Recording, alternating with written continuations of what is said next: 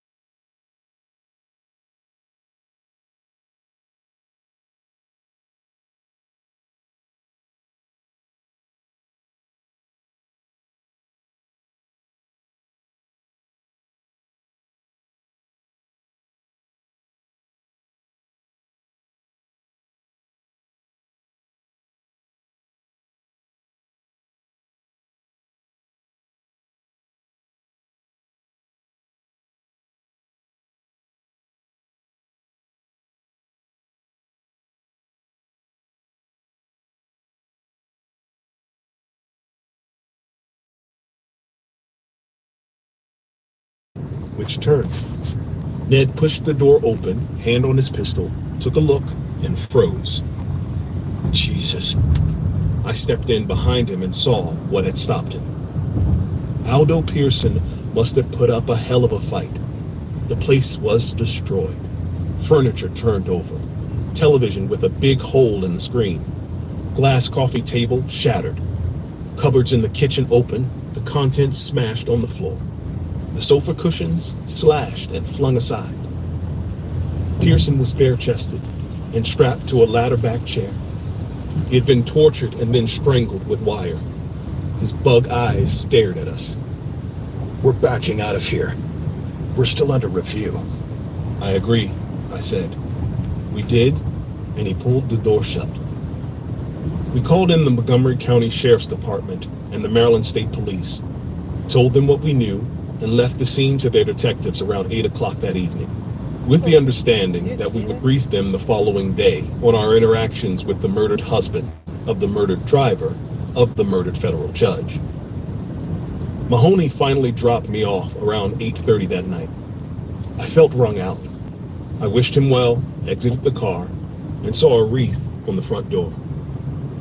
It surprised me until I realized it was December 20th. Only 5 more days until Christmas, and I hadn't even started to look for presents. In the house, I heard Burl Ives singing "A Holly Jolly Christmas," and other voices started singing it too. I looked into the front room and saw my entire family, including my older son, Damon, back from college for the holidays, sitting around watching Rudolph the Red-Nosed Reindeer and singing along with Burl. Samson was there too, singing along with his daughter, Willow, on his lap. Despite the strange and deadly day that I'd had, I got tears in my eyes More proof I was getting weirdly sentimental as the years passed. I joined in on the last chorus, holding Bree's hand, then greeted everyone and hugged Damon. You tower over me now. Coach said I grew another inch, Damon said, grinning. I'm officially on the roster at 6'6.5" 217. Jenny said, I don't know how he runs being that heavy. Damon said, I'm just up and down the court hustling. I'm not a world-class 400 runner. I'm not world-class yet, she said. I don't know what else you'd call yourself. Anyway, big as I am, I know I'm the NBA, and I'm cool with that. Never. I learned that there'd been a gas leak at Simpson's house, so they were staying with us for the next few days while it was being fixed. Willow would sleep in Janny's room, John down on the sofa. Nana Mama, Willow said, can I get one more Christmas cookie before we finish Rudolph? It is the Christmas season, my grandmother said. Go on, but only one. Willow let out a whoop, launched herself off Samson's lap, and took off toward the kitchen with all of us laughing. She ran around like that at Disney World? Constantly. Every time she saw a character, she'd go straight over and get her picture taken. Miracle you didn't lose her. Wasn't the park packed? Your capacity. But I always knew where she was. How's that? Samson got up and picked up Willow's pack, the one he'd had made for her after a terrorist threat in D.C. It had special Kevlar inserts that might deflect a bullet or bomb fragment. He unzipped a side pocket and got out what looked like a small, pink car ignition fob. He showed it to us. A company called GeoBit makes it. It's a tracking device. A fairly amazing one. It talks to an app on my phone. What's its range? It will talk to any satellite on Earth. It has a 3-week charge. She doesn't even know it's there, and that pack never left her back unless I was holding it. What if she lost the pack? She knows better. And anyway, we have 2 tags. Willow returned, munching on a cookie. What's next? Bed.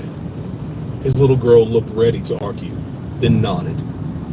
I'm tired. I went in the kitchen and found some leftover fried pork chops with onions and sriracha applesauce. A concoction of Nana Mamas that deserved a place in the Recipe Hall of Fame. Bree followed me in. I'm beat, she said and yawned. How'd your day go? When I told her, she got angry. You didn't think to call and tell me you'd been in a shooting with Haitian gangsters? When I have history with guys like that? I apologize, but they were totally different guys, from Baltimore, and we were fine. It just got crazy there for a minute. She came over and hugged me tight.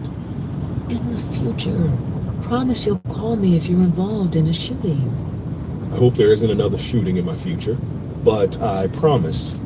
And how was your day? Bree described finding out that 2 real estate attorneys were murdered after representing the cattle companies in the purchase of large ranches in Colorado and Nevada. That's no coincidence, especially when the 2 companies are around the corner from each other in Brazil. That's our thinking, John and me. But we can't seem to find anything about them other than the addresses in Brazil. I thought about that as I chewed the first delicious bite of my dinner. A little sweet, a lot spicy. I groaned a little. It's my favorite of her creations, too. Any advice on where to go next? I'll talk to Ned tomorrow, see if we can contact our counterparts down in Brazil, and have them take a look into the mysterious cattle companies of Belo Horizonte. Chapter 17. Mahoney picked me up the following morning, and I told him what Bree and Samson had discovered about the Brazilian cattle companies.